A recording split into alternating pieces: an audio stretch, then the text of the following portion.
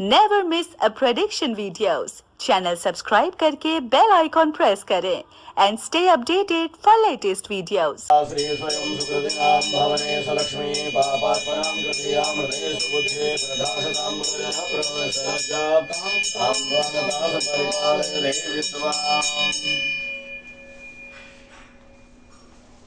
जय माता दी। आज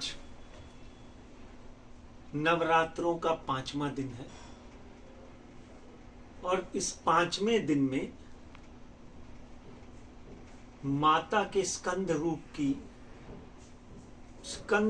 की पूजा होती है। स्कंद माता के रूप की पूजा होती है। जब हम स्कंद की बात करते हैं तो कार्तिकेय का नाम सामने आ जाता है, क्योंकि भगवान कार्तिकेय जो है वो देवताओं के सेनापति हैं, उनकी मां। और अगर आप मां की चतुर्भुजा देखेंगे तो एक भुजा में उन्होंने भगवान कार्तिकेय को गोद में लिया हुआ है।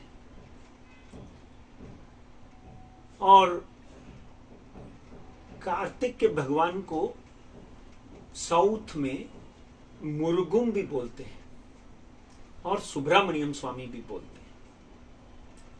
4 भुजाओं वाली ये माता कमल पर भी बैठी हुई है और सिंह पर भी बैठी हुई है।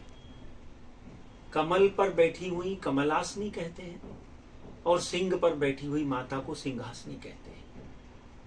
आप साउथ में जब जाते हैं तो भगवान कार्तिकेय की बहुत पूजा होती है। मुरुगुम स्वामी जो है वो कार्तिकेय का रूप है और भोलेनाथ के दूसरे पुत्र हैं कार्तिकेय। पहले पुत्र कौन है? गणपति बप्पा। कहते हैं कि एक टाइम ऐसा समय था जब तारकासुर ने स्वर्गाधिपति स्वर्ग के ऊपर कब्जा कर लिया और सारे देवताओं को हकाल के बाहर फेंक दिया था। और तारकासुर को यह वरदान था कि अगर उसको कोई मार सकता है तो वो भगवान शिव का पुत्र यानी भगवान शिव की संतान ही उसको मार सकती है। अब दुविधा खड़ी हो जाती है कि भगवान शिव ने तो विवाह ना करने का प्रण लिया हुआ था और देवताओं को यह बोला जाता है कि तुम लोग महाराजा दक्ष की सभा में गए थे, हवन में गए थे, पूजा में गए थे और भगवान शिव की अवहेलना हुई थी, इसीलिए सती हो गई थी पार्वती वहां पे। अब हम लोग किस मुंह से जाकर भगवान शिव को बोले थे? तो यहां पर बड़ी दुविधा खड़ी हो गई। तब भी देवता जो है उस सब इकट्ठे होकर ब्रह्मा जी के पास जाते हैं और भोलेनाथ के पास जाकर भगवान शिव को मनाते हैं कि आप विवाह कर लीजिए।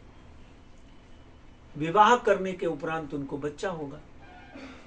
मगर भोलेनाथ बहुत ही कठिन परिस्थिति में रहते हैं और शादी करने से मोस्टली मना कर देते हैं। मगर तब भी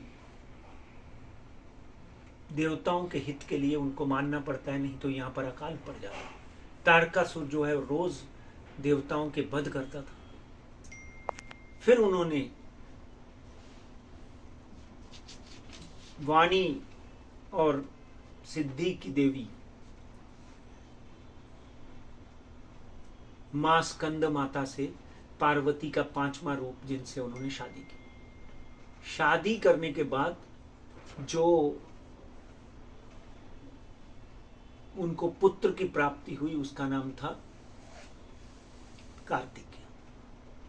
कार्तिकेय भगवान ने तारकासुर के ऊपर चढ़ाई की और तारकासुर को हारना पड़ा और तारकासुर का वध हुआ। इसी की वजह से भगवान कार्तिकेय जो हैं वो